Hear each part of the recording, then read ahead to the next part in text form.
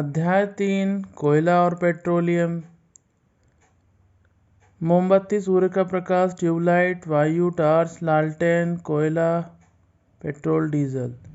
प्राकृतिक संसाधन हमें लिखने हैं और मानव निर्मित संसाधन कौन से हैं। इसी प्रकार से नीचे दिया गया है ईंधन और उनका उपयोग कहाँ कहाँ होता है। तो हमें ईंधन का नाम लिखना है और उसका उपयोग हम कहाँ पर करते हैं ये हम लिख लेंगे। दिए गए शब्दों में से चुनकर रिक्त स्थानों की पूर्ति कीजिए। जीवाश्म ईंधन का निर्माण सजीव प्राणियों के मृत अवशेषों से होता है। नेफ्थलीन की गोलियां कोलतार से प्राप्त की जाती हैं। पक्की सड़कों के निर्माण में पेट्रोलियम उत्पाद बिटुमेन का प्रयोग किया जाता है। वाहनों में ईंधन के रूप में सीएनजी गैस का उपयोग किया जाता है। एलपीजी का पूरा नाम द्रवित पेट्रोलियम गैस है। प्रश्न क्रमांक 2, सही विकल्प के आगे सही का निशान लगाएं। समाप्त होने वाले प्राकृतिक संसाधन होते हैं जो प्रकृति में सीमित मात्रा में उपलब्ध होते हैं। वाहनों के लिए सबसे कम प्रदूषक ईंधन है तो इनमें से है सीएनजी। सही कथन का चयन कीजिए। प्राकृतिक गैस को उच्च दाब पर संपीड़ित प्राकृतिक गैस के रूप में संग्रहित किया जा सकता है।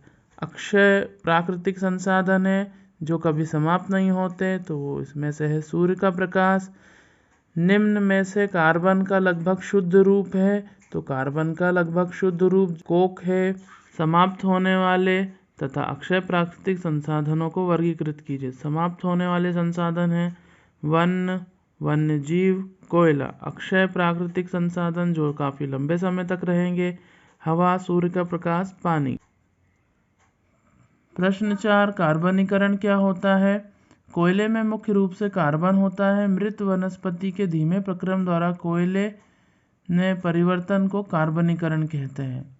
भारत में प्राकृतिक गैस कहाँ कहाँ पाई जाती है, नाम लिखिए।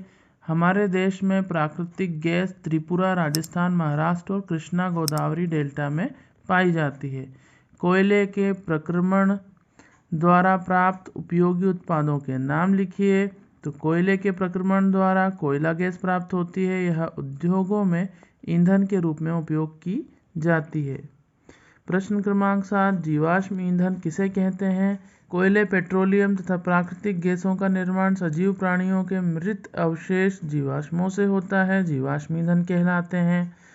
हमारे दैनिक जीवन में प्राकृतिक गैस का महत्व लिखिए। तो प्राकृतिक गैस एक बहुत महत्वपूर्ण जीवाश्म ईंधन है। इसका परिवहन पाइपों द्वारा किया जा सकता है।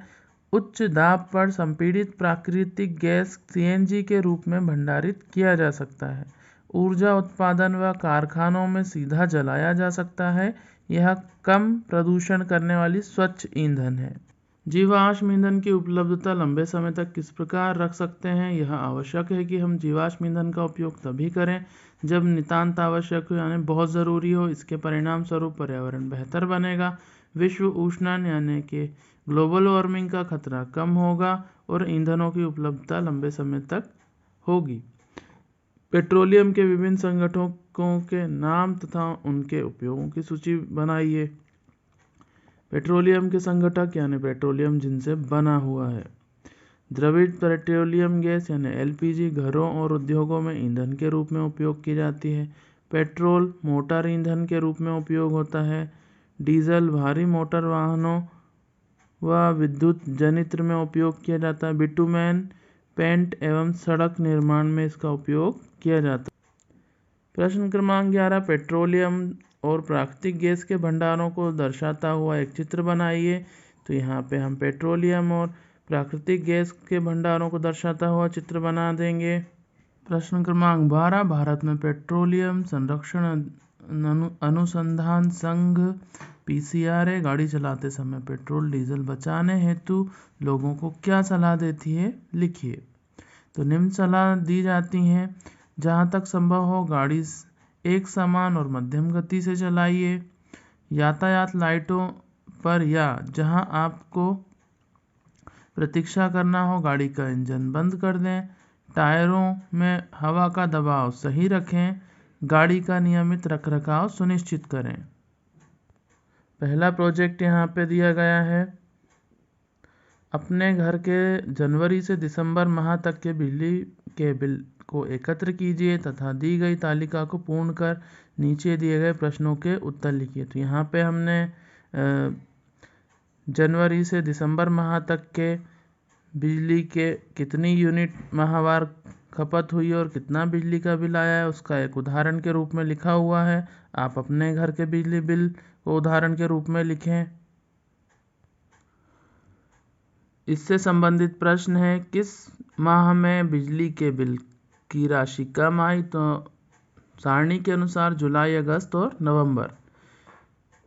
दूसरा प्रश्न, किस माह में बिजली का व्यय अधिक हुआ? तो मार्च माह में।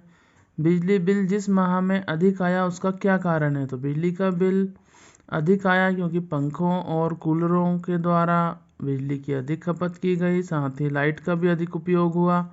बिजली की खपत कम करने के लिए आप क्या क्या प्रयास कर सकते हैं? तो ज़रूरत होने पर ही लाइट जलाएं, एक साथ बैठें, अलग अलग कमरों का इस्तेमाल ना करें, आवश्यकता पड़ने पर ही इस्तेमाल करें।